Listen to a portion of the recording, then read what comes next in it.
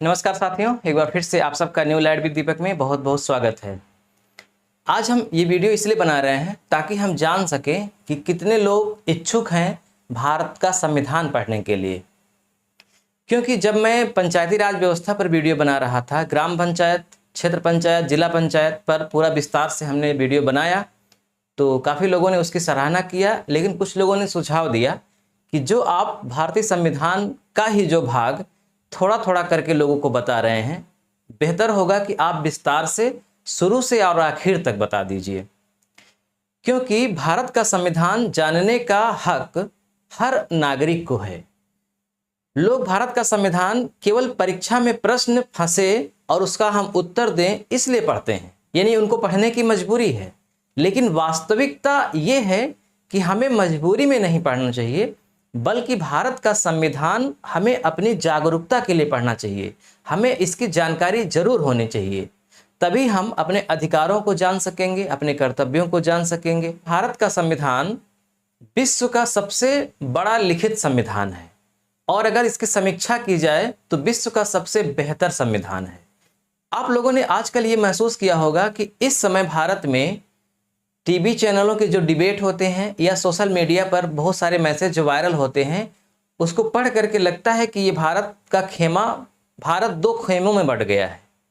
एक वो है जो संविधान का समर्थक है और एक वो है जो संविधान को हटाकर दूसरा संविधान लाना चाहता है।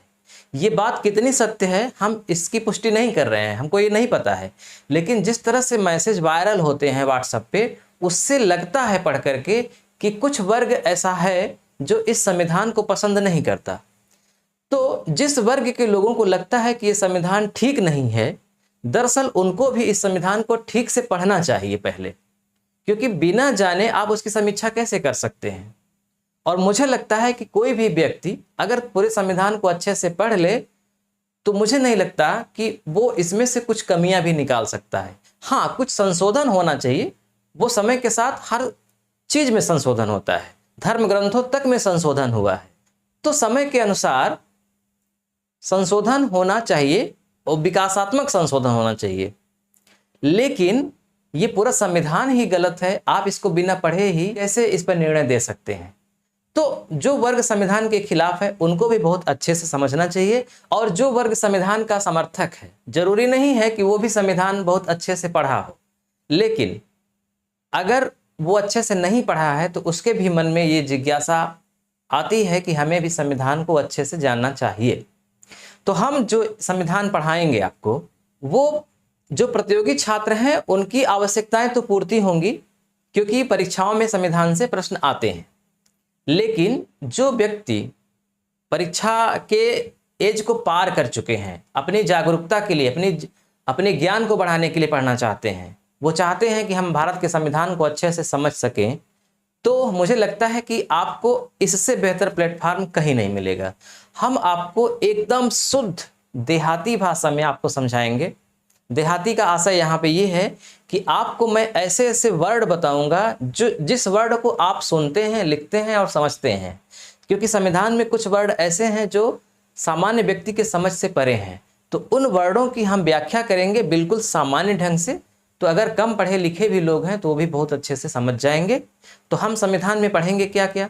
सबसे पहले हम पढ़ेंगे कि संविधान को किसने बनाया, कितने लोग थे, संविधान में कितने भाग हैं, और हर भाग में जैसे कि नागरिकता कैसे ग्रहण की जाती है, नागरिकता का समाप्ति कैसे होती है, मूल अधिकार क्या है, मौलिक कर्तव्य क्या है, नीति निदेशक तत्व क्या है, संसद क्या है, विधान परिषद क्या है, विधानसभा क्या है, supreme court, high court, district court, निर्वाचन आयोग, राज्य निर्वाचन आयोग, महान्यायवादी, सब कुछ हम बहुत विस्तार से इस पूरे सीरीज में पढ़ेंगे। लगभग 2 से 3 महीने चलना चाहिए।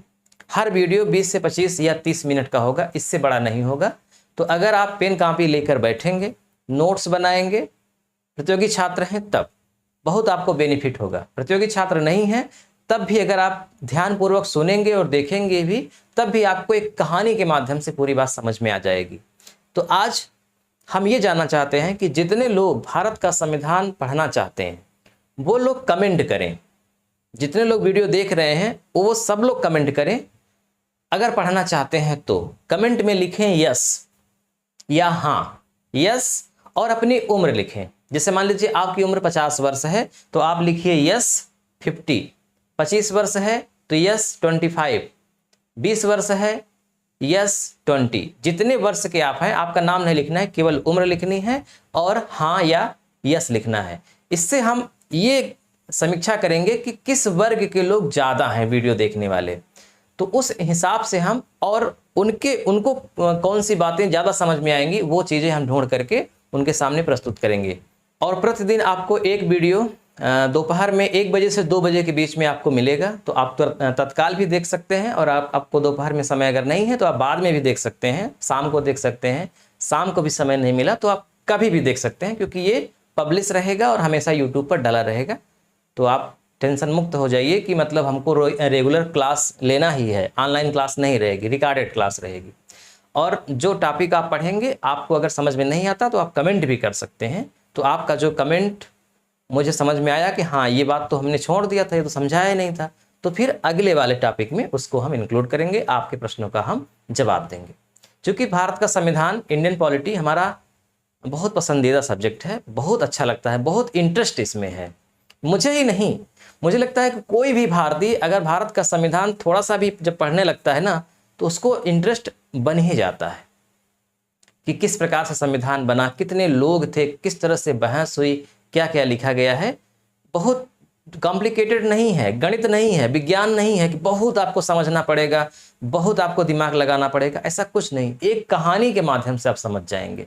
जैसे इतिहास आप किस्सा कहानी समझते हैं ना, एकदम वैसे ही कुछ फैक्ट रहेंगे, कोई तारीख रहेंगी, हो सकता है उसे थोड़ा सा याद करना पड़े, लेकिन कहानी आप बहुत अच्छे से समझ जाएंगे, ये मेरी गारंटी है।